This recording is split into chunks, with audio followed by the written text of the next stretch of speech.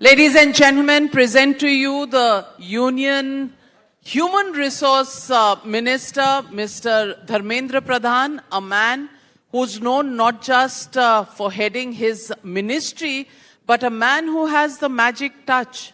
जब भी इनको मौका मिलता है, इनकी पार्टी इनको इंचार्ज बनाती है किसी राज्य का, तो वो राज्य जीत कर आ जाते हैं। हाल ही में बिहार जीत कर आए हैं। बहुत शुभकामनाएं आपको कि बिहार में आपको प्रचंड जीत मिली, लेकिन विपक्ष कहता है कि सारी इंस्टीट्यूशंस को आपने टेक ओवर कर लिया है, इसीलिए आप जीत जाते हैं।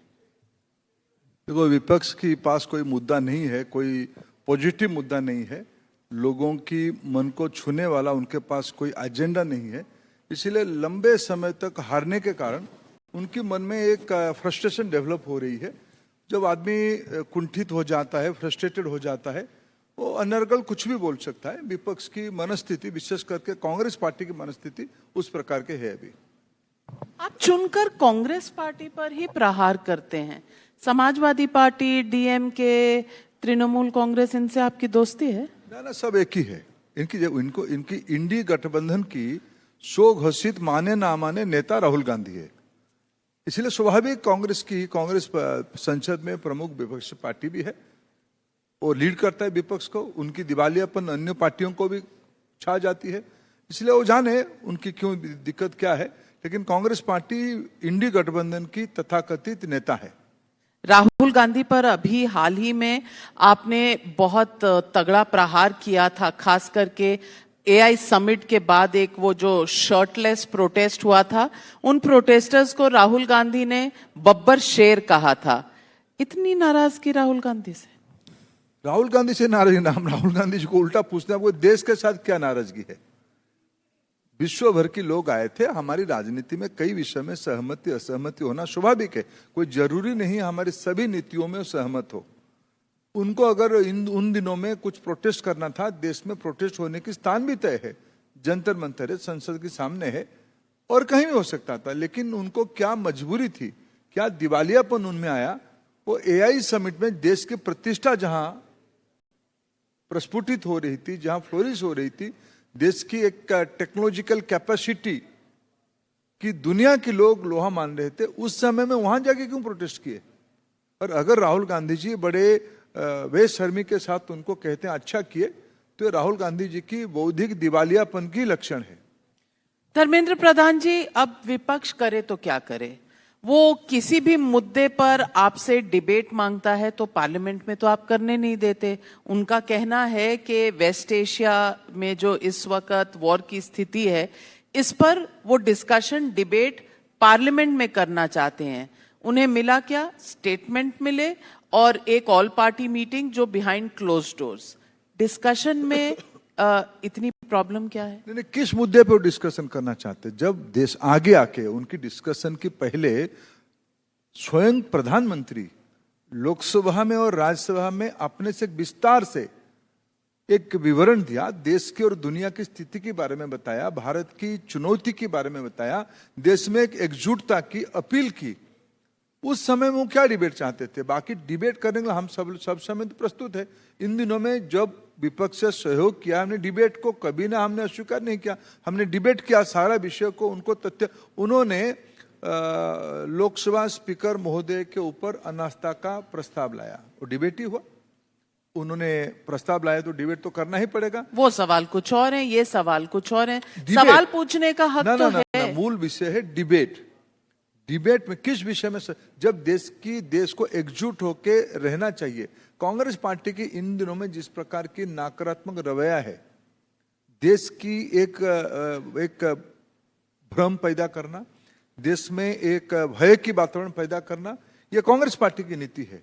संसद उसके लिए मिसयूटिलाइज करने का फोरम नहीं है। मैंने फिर दोबारा कहना चाहूंगा, सारा विषय पे बिंदुवारी प्रधानमंत्री जी ने विवरण दिया, अन्य किसी ने नहीं। प्रधानमंत्री जी ने दिया, विदेश मंत्री जी ने नहीं दिया, पेट्रोलियम मंत्री ने नहीं दिया, स्वयं प्रधानमंत्री जी ने दिया कि क्या स्थिति है दुनिया में, हम कैसे नेविगेट कर रहे हैं। ये सारा विषय हमने तार्किक ढंग से रखा है। और कांग्रेस पार्टी को एक स्ट्रक्चर चर्चा के लिए पसंद नहीं है। हो हल्ला, हुड़दंग मचाना और अराजकता पैदा करना कांग्रेस पार्टी की रणनीति बनी हुई है। राहुल गांधी का कहना है कि हमारे देश की फॉरेन पॉलिसी और प्रधानमंत्री कॉम्प्रोमाइज्ड हैं। क्या जवाब देंगे? ये तो असभ्यता है ना। राहुल गांधी जी को कोई सार्वजनिक जीवन की सम्मान नहीं बचा है, कोई सार्वजनिक जीवन की सम्मान नहीं बचा है। इसीलिए ये तो देश की जनादेश को ही अपमानित करना ना। नरेंद्र मोदी जी देश के प्रधानमंत्री जी बने हैं, उनकी राजीव गांधी जी, राहुल गांधी जी की परिवार की दया से नहीं है। उनके वहां जो बनते हैं उनके परिवार की दया से खैरात लेके चलते हैं। भारत की जनता ने 3 बार एनडीए को आशीर्वाद किया है। इसकी बदौलत प्रधानमंत्री देश की जिम्मेवारी में बैठे हैं और उनको कोई असभ्यता प्रकाश करे हम चुप रहते हैं। इस मिसबिहेवियर अप्रोच को, इस प्रकार की दुर्व्यवहार को निंदा करनी चाहिए, सार्वजनिक निंदा करनी चाहिए। मैं आपसे पूछना चाहती हूं कि फिर से चुनाव हैं 5 राज्यों में।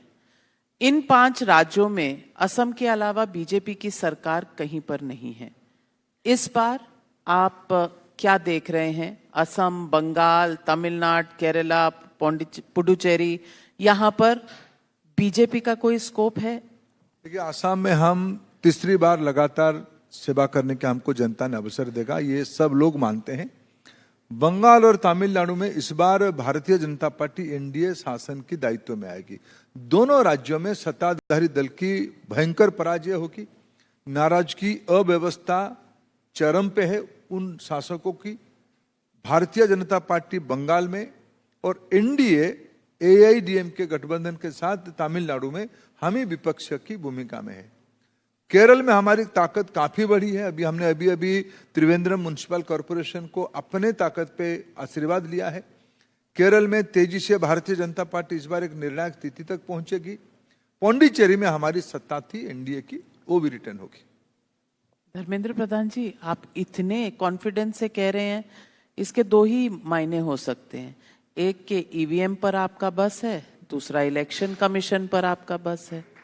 देखिए, जब बार बार विपक्ष हार जाता है, कभी वो ईवीएम को गाली देते थे, आजकल वो इलेक्शन कमीशन को गाली देते हैं। इलेक्शन कमीशन उनकी समय में सब दूध से धुले हुए थे, सब गंगा जी के अंदर वो निकल के आए थे।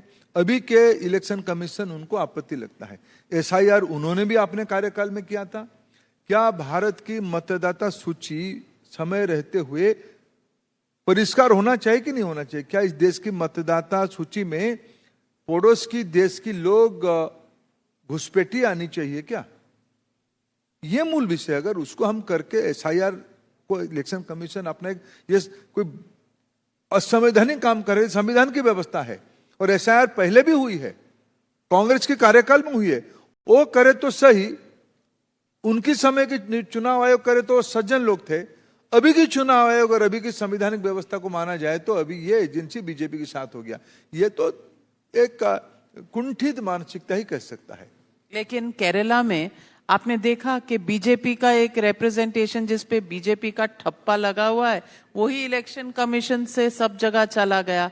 तो सवाल तो उठेंगे। क्लरिकल एरर को, इलेक्शन कमीशन के बयानों को मैं भी अखबार में पढ़ा, कोई क्लरिकल एरर को इसको इतना तवज्जो देने की मेरे ख्याल से कोई आवश्यकता नहीं। आइडियोलॉजिकल एरर के क्लरिकल एरर? क्लरिकल एरर है, कोई आइडियोलॉजिकल एरर नहीं है। केरला की जो चुनाव अधिकारी हैं, ऐसे तो हमारी तो प्रभाव इतना केरल में नहीं है। वहां की जो प्रशासनिक अधिकारी, उनके ऊपर नियंत्रण तो केरला सरकार की भी है। अभी चुनाव आयोग के अंदर वो आते हैं, लेकिन कल तक तो चुनाव केरला अधिकारी केरला गवर्नमेंट के साथ काम करते थे। यहाँ कोई आइडियोलॉजिकल विषय नहीं है, वो क्लरिकल एरर है, उसको इतना तुल देने की आवश्यकता नहीं है। धर्मेंद्र प्रधान जी, अब आपके विभाग पर अगर मैं आती हूं तो मैं पूछूंगी कि नेशनल एजुकेशन पॉलिसी आपने बहुत फैनफेयर से, बहुत रिसर्च के बाद लॉन्च की। आज आप 5 साल बाद उसे कहाँ देखते हैं, कितनी इफेक्टिव हुई? और विपक्ष जो सवाल उठाता है कि दुनिया की टॉप 100 एजुकेशनल इंस्टीट्यूशंस में भारत की कोई भी एजुकेशनल इंस्टीट्यूशन क्यों नहीं है? विपक्ष की दायित्व 2014 तक था, 4 से 14 था। मैं अगर एक ही, आपने कहा कि दुनिया की ग्लोबल रैंकिंग में भारत कहाँ खड़ा है, आपने अभी प्रश्न पूछा, मैं उसका ही उत्तर देता हूं। कि 2014 तक भारत की कुल मिला के क्यूएस रैंकिंग कैटेगरी में 54 यूनिवर्सिटीज थे, इंस्टीट्यूशंस थे। अभी 3 दिन पहले क्यूएस की 2026 की रैंक आई है, उसकी स्टैटिस्टिक्स आई है, और 100 के अंदर भारत की कई विषयों में कई यूनिवर्सिटी, कई आईआईटीज, कई आईआईएम, जेएनयू जैसे प्रेस्टिजियस यूनिवर्सिटी, वो सब उस कैटेगरी में आ चुके हैं अभी अभी 2 दिन पहले।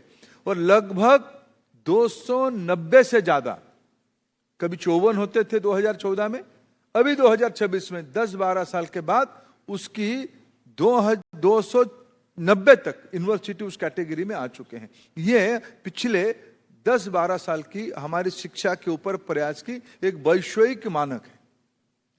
तो आप समझते हैं कि ऑन द ग्राउंड चेंजेस आए हैं, क्योंकि हर साल बजट एलोकेशन में ये विषय भी उठता है कि as percentage of budget allocations education का जो शेयर है वो घटता चला जा रहा है। ना, मैं आपको 2 विषय आपने पूछा कि ऑन ग्राउंड क्या रिफ्लेक्शन हुई है और बजट के बारे में क्या है। पहले मैं बजट के बारे में कहूं, पिछले वित्त वर्ष में जितना बजटीय एलोकेशन हमको था, वित्तीय प्रबंधन था, उससे लगभग 8% से ज्यादा हमको इस बार ज्यादा पैसा मिला है। इस साल की फाइनेंशियल एलोकेशन 1,39,000 करोड़ केंद्रीय बजट में हमको है, ये पिछले साल से 8% ज्यादा है। बाकी आपके जो मूल प्रश्न था कि ग्राउंड में क्या दिख रहा है, ग्राउंड में भारत की एजुकेशन सिस्टम पैराडिम शिफ्ट की ओर जा रहा है। नए पाठ्य पुस्तक आ रहे हैं, नए पहले भारत में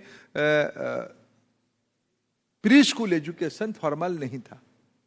एनईपी ने रेकमेंड किया प्रारंभिक दिनों में बच्चों को पढ़ने लिखने की दुनिया से जुड़नी चाहिए। पहले आंगनबाड़ी होता था, शहरों में चंद प्ले स्कूल था, उसको एनईपी की रिकमेंडेशन से बाल बाटिका 1, 2, 3 ये 3, 4, 5 में फॉर्मल एजुकेशन की हिस्सा बनाया गया है।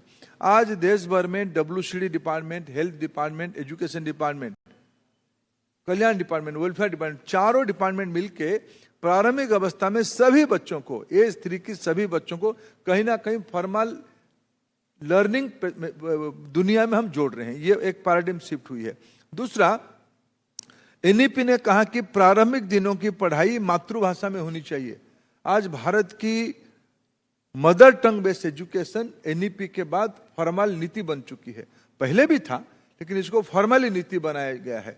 सीबीएसई भी अपने आदेश निकाला है, संबंधित राज्यों में जहां जहां उनकी स्कूल है, उस राज्यों में कम से कम क्लास 5 तक धीरे धीरे मातृभाषा आधारित पढ़ाने की व्यवस्था करो। हमारी एजुकेशन सिस्टम अभी प्राइमरीली मेमोराइजेशन के ऊपर, याद रख के उसको रिप्रोड्यूस करो, ऐसी व्यवस्था है। अभी एनईपी के कारण उसको धीरे धीरे हम डिजाइन थिंकिंग तक, क्रिटिकल थिंकिंग तक, मौलिक चिंतन तक ले जाने की प्रयास कर रहे हैं। उसकी पहला शर्त है, व्यक्ति, बच्चा जिस भाषा को पहले बोलता है या पहले सुनता है, उस भाषा में अगर पहला आरंभिक दिनों में लिखेगा और पढ़ेगा, तब उसकी क्रिटिकल थिंकिंग बनेगी। ये एनईपी की सबसे बड़ा रिकमेंडेशन है। आज पीएम पोषण योजना में न्यूट्रियस फूड योजना देश की सभी इलाका में ये लागू हो रहा है। आज भारत में स्किल बेस्ड एजुकेशन, एम्प्लॉयबिलिटी एक प्रमुख विषय था। पढ़ाई क्या हमको रोजगार की ओर ले जा रहा है या सिर्फ सर्टिफिकेट, डिग्री तक सीमित करता है। क्लास 6 से क्लास 12 तक एनईपी की रिकमेंडेशन से पहली बार skill, play, sports and art and culture ये फॉर्मल विषय बन चुके हैं। आने वाले दिनों में जैसे physics, chemistry, history, political science, social science, humanities, accountancy बच्चा पढ़ता था अपनी चॉइस से, आने वाले दिनों में पर्सनालिटी डेवलपमेंट के लिए अपने रुचि के हिसाब से बच्चा स्किल की कोई कोर्स में पढ़ेगा, एआई स्किल्स के ऊपर पढ़ेगा। हमारी दुनिया की जो नए नए इमर्जिंग जॉब रोल्स आ रहा है, उसकी भी पढ़ाई स्कूल से शुरू होगी। कोडिंग के ऊपर पढ़ाई करेगी, क्वांटम के ऊपर पढ़ाई होगी। ये सभी अभी स्कूल लेवल पे पढ़ाने की व्यवस्था शुरू कर दिया गया है। एक और प्रमुख विषय लाया गया है, हमें एनईपी ने कहा था पढ़ाने की व्यवस्था में टीचर एक बहुत बड़ा इंस्ट्रूमेंट है। टीचर्स की कैपेसिटी बिल्डिंग करना, स्टूडेंट को टेक्नोलॉजी के माध्यम से पढ़ाना, टेक्नोलॉजी के बारे में पढ़ाना, टेक्नोलॉजी के माध्यम से पढ़ाना। इसीलिए पिछले साल से सरकार ने व्यवस्था किया है। एआई फॉर एग्जाम्पल, एआई एक सबसे बहुचर्चित इंस्ट्रूमेंट टेक्नोलॉजी आज सबके सामने है। हम सब एआई पे डिपेंडेंसी हमारी बढ़ रहा है। क्या हम अपने स्कूल के बच्चों को, स्कूल के शिक्षकों को उससे बाहर रखें? ऐसा नहीं है। इसीलिए सरकार ने हमको व्यवस्था किया है, मद्रास आईआईटी को हमने दायित्व दिया है। आज बोधन एआई करके एक इंस्ट्रूमेंट बनाई गई है, जिसमें एआई के बारे में क्या पढ़ाया जाएगा और एआई के माध्यम से कैसे पढ़ाया जाएगा। AI in education, AI for education, ये दोनों पे काफी मात्रा में काम आज हम कर रहे हैं। ये रहा कुछ विषय मैंने कहा। टीचर्स कैपेसिटी बिल्डिंग में एआई की मदद लिया जा रहा है, ये मैंने कहा स्कूल के बारे में। हायर एजुकेशन में फिर मैं कहूँ एम्प्लॉयबिलिटी बढ़े। हम धीरे धीरे एजुकेशन को, प्रधानमंत्री जी कहते हैं हमारी देश में डिग्री जितनी महत्वपूर्ण होनी चाहिए, कॉम्पिटेंसी उससे ज्यादा महत्वपूर्ण होनी चाहिए। एक यूनिफाइड क्रेडिट आर्किटेक्चर करना, एकेडमिक बैंक ऑफ क्रेडिट की कल्पना करना, स्टूडेंट्स को इंटर्नशिप अप्रेंटिसशिप के लिए ज्यादा प्रेरित करना, उसके लिए वित्तीय प्रोविजन करना। कॉर्पोरेट अफेयर्स मिनिस्ट्री का दायित्व अभी बना है, सभी कॉर्पोरेट इंस्टीट्यूट को, जितने सारे उनके वहां पंजीकृत हुए, रजिस्ट्रेशन हुए, सभी को इंटर्नशिप के लिए एम्बेडेड करना। ये एक मिनिस्ट्री हमारी मदद कर रही है। भारत की नई पीढ़ी को, आज भारत में हायर एजुकेशन में लगभग 5 करोड़ यंगस्टर्स है, इनकी एम्प्लॉयबिलिटी, एंटरप्रेन्योरशिप सबसे ज्यादा प्रमुख विषय है। नई education policy, multiple exit, multiple entry, interdisciplinary, ऐसे सारे इंस्ट्रूमेंट को पहले नहीं था, इसको यूज करते हुए भारत की नौजवानों को ज्यादा एम्पावर्ड करना, उस काम पे हम काम कर रहे हैं। लेकिन आप विपक्ष को तो कन्विंस ही नहीं कर पा रहे। वो कह रहे हैं कि आप एक ही काम कर रहे हैं, देश का इतिहास बदल रहे हैं, मुगलों का इतिहास हटा रहे हैं और सैफ्रनाइजेशन ऑफ सिलेबस कर रहे हैं। देखिए, विशेष करके कांग्रेस पार्टी और कुछ उनके साथ रहने वाले कुछ लेफ्ट टू सेंटर विचारधारा के लोगों की एक भारत की इंटेलेक्चुअल स्पीयर पे उनकी एक सोच था, मोनोपोली था। वो मानते थे कि इस देश की आजादी की लड़ाई सिर्फ एक खानदान के अंदर सीमित होनी चाहिए। हमारी सरकार की नीति रही है, जितना देश की गुमनाम नायक है सबके बारे में पढ़ाया जाना चाहिए। इस देश में अभी अभी हम लोगों ने देश की बाह्य आक्रमण का 1000 साल के हमने सोमनाथ में गजनी की महमूद 1000 साल पहले आक्रमण किए थे। आज 2026 में हम लोग हैं, 1026 में वो आक्रमण हुआ था। अभी अभी प्रधानमंत्री जी ने कहा कि हमें मैकोले माइंडसेट से बाहर आना पड़ेगा, डीकोलोनाइज हमारी इकोसिस्टम को बनानी पड़ेगी। भारत की आवश्यकता क्या है, भारत की कौन सी इतिहास हमारे सामने दर्पण जैसे काम करता है। इतिहास के दर्पण को हम सही मायने में देखेंगे तो भविष्य की रास्ता सुगम होगा। सही चीजों को पर्याप्त मात्रा में रखना, यह हमारी सरकार की दायित्व है। हम किसी की चीजों को, कोई भी विषय को छोटा नहीं करते हैं, कोई हटाते नहीं, हम और लंबी रेखा उसके सामने खींचते हैं। उसमें से कोई छोटा दिख जाए तो हम क्या करेंगे। तो आप लंबी रेखा खींचकर विपक्ष को छोटा बना रहे हैं, ये आपका कहना है? रुके, क्या बिरसा मुंडा के बारे में जानकारी देना ये छोटी रेखा है?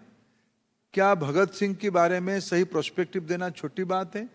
क्या रानी माँ गाइडुलू के बारे में, जो नॉर्थ ईस्ट की इतना बड़ा महिला थी, स्वतंत्रता सेनानी थी, क्या वीर सुखापा के बारे में सिर्फ आसाम को अभिमान करनी चाहिए? क्या वीर बालक बाजी राउत के बारे में, या गुरुपुत्र फतेह सिंह जोरावर सिंह के बारे में इतिहास की हिस्सा में उसको लेके आना, ये कोई छोटी बात है? मैं वही कह रहा हूं, कुछ लोगों ने इतिहास को अपने ढंग से पढ़ना चाहा, लिखना चाहा। हमने उसको, इस विरासत में जो इतिहास है, उसको सही प्रोस्पेक्टिव में हम लेके आ रहे हैं। मैं पूछना चाहती हूँ कि नेशनल एजुकेशन पॉलिसी एक यूनिफॉर्मिटी लाने के ऑब्जेक्टिव से लाई गई थी, लेकिन आपको लगता है कि इससे कॉन्फ्रंटेशन बढ़ा है, खास करके राज्यों में?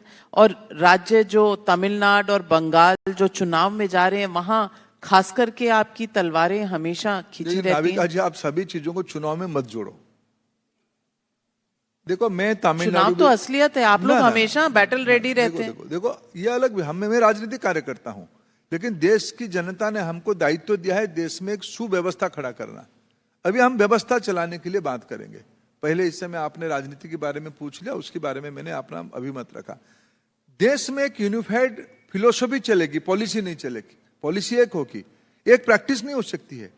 देश में अनेक भाषा है, अनेक लोक व्यवहार है, लोक स्वभाव है, देश की सामाजिक अर्थनैतिक स्थिति की भिन्न भिन्न प्रकार है। इसलिए हम एक प्रकार की एक सिंगल मॉडल नहीं कर सकते। लेकिन देश की कैरिकुलम क्या होगी, देश की बच्चे किस आयु में पढ़ेंगे, देश में क्या पढ़ाया जाएगा। मान लो एक फोर्स करके विज्ञान में विषय रहता है, हिमाचल में हम फोर्स की एग्जाम्पल पानी को लेकर नहीं दे, हम वहां पत्थर पहाड़ से गिरता है वो फोर्स है। मैं उड़ीसा में विद्यार्थी को पढ़ाऊंगा तो फोर्स की उदाहरण में दूंगा, लहरों को गिन के मैं दूंगा। ये तो कॉन्टेक्स्ट बदलेगी। देश की एग्रीकल्चर के बारे में समझदारी देना है तो देश की उस इलाका में जो एग्री प्रोड्यूस है उसको उदाहरण में लेना, इसलिए एक नहीं हो सकता है।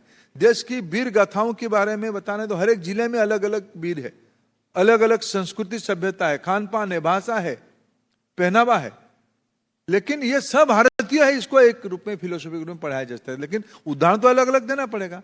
इसलिए ये अपेक्षा करना उचित नहीं कि एक वाटर टाइट व्यवस्था हो। बाकी रहा जिन राज्यों के बारे में आपने नाम लिया, उनकी विरोध राजनीतिक है, उनकी विरोध उनका वैचारिक व्यवस्था है। लेकिन उन राज्यों में हम तमिलनाडु में उनको विरोध किस चीज में, हम तमिलनाडु में कहते हैं पढ़ाई की व्यवस्था, हम कहते हैं, मैं तमिलनाडु की शिक्षा मंत्री और मुख्यमंत्री दोनों को कहा कि आपके राज्य में तमिल भाषा के विद्यार्थी घट रहे हैं, आप उसको बढ़ाओ, ये मेरे शिक्षा नीति कहती है। उनमें उनकी असहमति है। बंगाल में हम कहते हैं मातृभाषा में ही पाठ पढ़ाओ, ये क्या असहमति होनी चाहिए उनको? लेकिन वो कहते हैं आप हिंदी इम्पोजिशन करते हैं, आप स्टेट के फंड्स रोक लेते हैं। देखिए, स्टेट की फंड कोई रोका नहीं जाता है सबको। आपको मैं 3 राज्यों में इस प्रकार की बात आती है। केरला में कई सारे हम मध्याह्न भोजन में पैसा देते हैं, हम तो फोन बंद नहीं किए। हमने आरटी में जो प्राइवेट स्कूल में बच्चे पढ़ते हैं उनकी जो खर्चा के रिमबर्समेंट की दायित्व भारत सरकार के पास, उसको हम पैसा देते हैं। तमिलनाडु में भी देते हैं, पोषण में पीएम मध्याह्न में देते हैं, पीएम पोषण में देते हैं। हमने कहा कि पीएम श्री स्कूल ये एनईपी इंप्लीमेंटेशन की एक एग्जाम्पलर स्कूल है। इसमें क्या है, इसमें साइंस लैब है, उसमें प्लेग्राउंड की पैसा है, उसमें टीचर्स कैपेसिटी बिल्डिंग के लिए पैसा है, यही सब एनईपी में लिखा है। इसके लिए आप एमओयू करो, उसको एमओयू करने, क्या उनके वहां साइंस पढ़ाने के लिए लैबोरेटरी होनी चाहिए, ये पीएम श्री की कंडीशन है, उसमें एमओयू नहीं करनी चाहिए। एक फाइनेंशियल डिसिप्लिन रहेगा कि नहीं रहेगा। बाकी रहा बंगाल की बात, बंगाल की बात मत कहो तो अच्छा है। बंगाल में हमने ऑडिट करके निकाला, बंगाल से जो बच्चों के लिए मध्याह्न भोजन के लिए पैसा जाता है, ममता जी ने उस पैसे को अपने पार्टी के खर्चे में डाल दिया। कहीं उनके वहां पार्टी के अंदर झगड़ा हुई तो किसी के घर जल गई, उनकी जो कंपनसेशन सरकारी खर्चे से दिया वो पीएम पोषण के खाते से दे दिया। ये प्रमाण है, ये मैं कोई आरोप नहीं लगा रहा हूं, मैं प्रमाण दे रहा हूं आपको। इसके ऊपर जब सीएजी ऑडिट किया, ये सब प्रमाण में आया। इसके ऊपर सीबीआई इंक्वायरी हो रही है। क्या हम बच्चों के लिए पैसा देंगे या ममता जी की पार्टीबाजी के लिए पैसा देंगे? क्या ये व्यवस्था में चलेंगे कि नहीं चलेंगे? ईडी भी आपका, सीबीआई भी आपका, फिर आप कहां से कहां तक बात ले जा रहे हो? मैं नहीं ले जा रही, ममता दीदी ले जा रही हैं। मैं तो ममता जी का व्यवस्था अलग है, ममता जी की कुछ व्यवस्था मैं उनकी बारे में टिप्पणी नहीं करना चाहता हूं। आपने कहा एनईपी की बारे में आप पैसा नहीं देते हो, मैंने कहा कि हम पैसा बंगाल में इसीलिए नहीं देते हैं क्योंकि उनके अकाउंट में मेरे पैसा है, वो खर्चा ना करके उसको अपने पार्टीबाजी में खर्चा करते। उन्हीं की तथ्य में कहता हूं, मैं उन्हीं की बंगाल सरकार की प्रमाण के आधार पर मैं कह रहा हूं, उनकी अकाउंट्स बुक को मैं देख के कह रहा हूं। सरकार की पैसा, सामान्य लोगों की पैसा, बंगाल के बच्चों के लिए पैसा, पार्टी की पैसा नहीं है। हाल ही में आपके डिपार्टमेंट में 2 बड़ी कंट्रोवर्सीज हुई, एक यूजीसी पर और एक एनसीईआरटी में जो जुडिशरी पर कमेंट्स हुए। आपको लगता है ये दोनों कंट्रोवर्सी अवॉइडेबल थी? अवॉइडेबल था, इसको मैं स्वीकार करता हूं। जिस ढंग से इसको प्रतिपादित किया, देखो एक विषय तो अभी यूजीसी को लेके जो एक विमर्श हुई समाज में, ये अभी सब जुडिस है, कोर्ट की संज्ञान में है। इसके ऊपर मैं अभी एक सार्वजनिक मंच पे टिप्पणी देना ये आइदर वे हो जाएगा। लेकिन मैं आपके मंच के माध्यम से देशवासियों को आश्वस्त करना चाहूंगा, हम किसी के ऊपर भी कोई विक्टिमाइजेशन की व्यवस्था की पक्षधर नहीं है, या किसी भी प्रकार की डिस्क्रिमिनेशन ना हो, इसकी संवैधानिक दायित्व हमारे ऊपर है। कोर्ट उसको संज्ञान में लिया है। जैसे कोर्ट उसकी रचना बनाएगी, सरकार संविधान सम्मत व्यवस्था को लागू करेगी। बाकी एनसीईआरटी की किताब के बारे में जो विषय आई है, उस विषय में भी कोर्ट ने कुछ टिप्पणी दिया है। जिसे कोर्ट ने कहा है, एक वेल मॉनिटर्ड चैप्टर नया कोर्ट की निगरानी में जोड़ दिया जाएगा। उस काम पे हम लगे हैं। एक कमेटी भी बन गई है। जस्टिस इंदु मल्होत्रा जी अब भारत की जो पूर्व अटॉर्नी जनरल थे, उनकी नेतृत्व में और एक अच्छे प्रतिष्ठित शिक्षाविद की नेतृत्व में 3 सदस्यीय कमेटी इंदु मल्होत्रा जी के नेतृत्व में बनी है। भोपाल लॉ एकेडमी को भी कोर्ट ने कहा था उनको भी जोड़ना, उसको भी हमने जोड़ा है। ये सारा करके वो चैप्टर प्रस्तुति हो रहा है, कोर्ट की संज्ञान में उसको रखा जाएगा, उसको भी जोड़ दिया जाएगा। What next for Dharmendra Pradhan in his department and in his politics? देखिए नाविका जी, आपने एक अच्छा प्रश्न पूछा। हमारी देश एक नौजवानों की देश है। आज भी हमारे देश में 140 करोड़ लोग हैं, ऐसा हम कहते हैं। 2011 की जनगणना को हम एक्स्ट्रापोलेट करें तो ये 140 करोड़ होता है।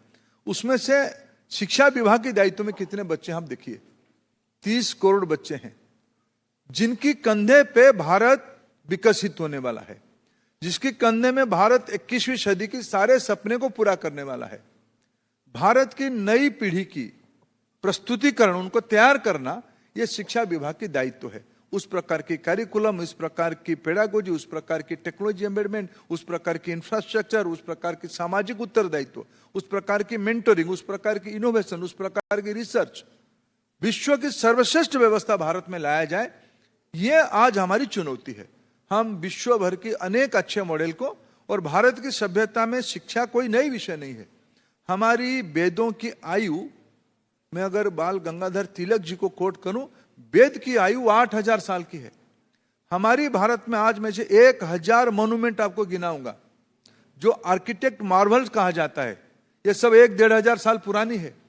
भारत में सभ्यता की वैज्ञानिक प्रमाण 5-6 हजार 7 हजार साल पुरानी भी मिलती है। 10,000 साल पुरानी पैलियोलिथिक पीरियड की रॉक आर्ट भी मिलती है। इस सभ्यता एक जड़ से जुड़ी हुई सभ्यता, इस रूटेड जड़ से जुड़ी हुई सभ्यता को विश्व की दायित्व लेने का मैं जिम्मेवारी के साथ कहता हूं। जब प्रधानमंत्री कहते हैं भारत विश्व बंधुत्व की बात करेगा, वसुधैव कुटुंबकम की कृतिरूप हम लाएंगे, ग्लोबल साउथ की बात हम कर रहे हैं। हम अपने को संभालना के साथ साथ विश्व की जरूरतमंद लोगों की आवश्यकता को संभालने की दायित्व भारत के ऊपर है। ये अभी के जो 30 करोड़ बच्चे हैं, तो जो निरंतर इस 30 करोड़ बच्चों को हम संभालेंगे, ये शिक्षा विभाग की दायित्व है। इसमें आप जैसे महानुभव से लेकर समाज के सभी घटकों की मानसिक सक्रियता, सुझाव और दायित्व से इसको हम पूरा करेंगे। धर्मेंद्र प्रधान जी, टाइम्स नाउ समिट पर, टाइम्स नाउ के 20 साल पूरे होने पर और भारत के 100 साल तक का जो रास्ता हम तय कर रहे हैं, उसमें हमारे साथ जुड़ने के लिए बहुत बहुत धन्यवाद। बहुत धन्यवाद।